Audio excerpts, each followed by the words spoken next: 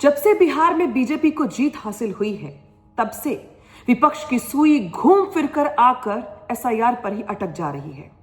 चाहे अखिलेश यादव हो, चाहे ममता बनर्जी, चाहे अलग अलग प्रदेशों के जहां पे बीजेपी की सरकार नहीं है, वहां पर नेताओं की ओर से एसआईआर को लेकर ऐसे ऐसे बड़बोले बयान दिए जा रहे हैं जो वाकई में दिखाते हैं कि विपक्षी नेताओं को एसआईआर में सिर्फ खामी ही खामी दिखाई दे रही है। ताजा सबसे ज्यादा भड़काने वाला, उकसाने वाला और परेशान करने वाला बयान सामने आया है झारखंड सरकार के मंत्री का।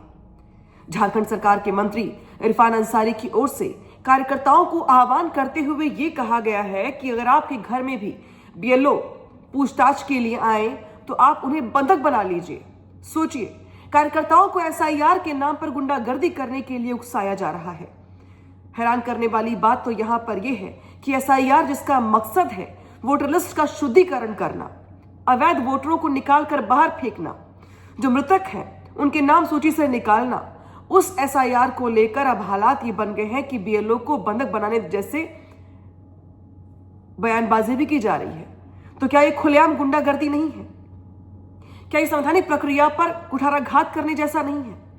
क्या उसमें बाधा पहुंचाने जैसा नहीं है? अगर लोग कर को ऐसा करना शुरू कर देंगे तो भला इसके लिए कौन जिम्मेदार होगा? हालांकि झारखंड सरकार के मंत्री की ओर से बयान जैसे ही सामने आया, चुनाव आयोग की ओर से पूरे बयान का संज्ञान लिया गया। चुनाव आयोग ने साफ साफ ये कहा कि ये एक प्रक्रिया में, सरकारी प्रक्रिया में बाधा पहुंचाने के जैसा है।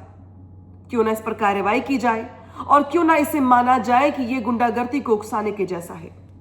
अब जैसे ही इलेक्शन कमीशन की ओर से कार्रवाई वाला डंडा पटका गया, वैसे ही झारखंड सरकार के मंत्री सामने आए और अपने बयान को लेकर सफाई देने लगे। उनकी ओर से कहा गया कि दरअसल उनके बयान को तोड़ मरोड़ कर पेश किया गया है। उनकी ओर से यह भी कहा गया कि भाई उनका बयान कुछ और था, उसको दिखाया किसी और तरीके से गया, लेकिन जो बयान है वो सबने देखा और सबने सुना।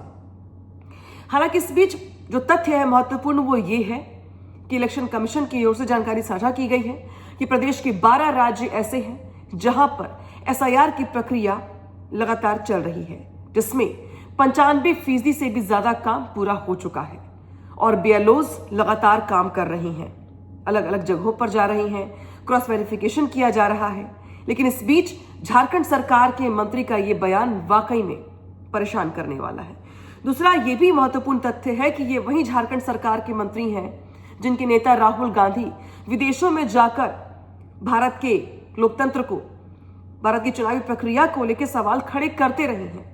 और अब झारखंड सरकार के मंत्री की ओर से जब बयान दिया गया तो सियासी हंगामा मच गया। बीजेपी के तमाम नेता सामने आए और उनकी ओर से कहा गया कि जिस तरीके से बिहार में अवैध घुसपैठिए इस बार महागठबंधन को वोट नहीं कर पाए हैं, इसीलिए महागठबंधन के नेता और खास तौर पर कांग्रेस, समाजवादी पार्टी, टीएमसी के वो नेता जिन्हें अभी से हार का डर सता रहा है, वो एसआईआर को लेकर उल्टी सीधी बातें कर रही हैं। हालांकि आपको याद दिला दें, ऐसा पहली बार नहीं है जब झारखंड सरकार में जो मंत्री हैं, जो कांग्रेस विधायक हैं, उनकी ओर से ये बयान दिया गया हो। इसके पहले अखिलेश यादव भी सवाल खड़े कर चुके हैं और ये कह चुके हैं कि बीएलओ को पूरी ट्रेनिंग नहीं दी गई है। साथ ही उनकी ओर से यह भी कहा जा चुका है कि जो बीएलओ है वो एक ही वर्ग के, एक ही कैडर के वोटरों को काटने का प्रयास कर रहे हैं। तो वही ममता बनर्जी की ओर से पहले भी बंगाल में एसआईआर की प्रक्रिया को लेकर कई बार सवाल खड़े किए जा चुके हैं।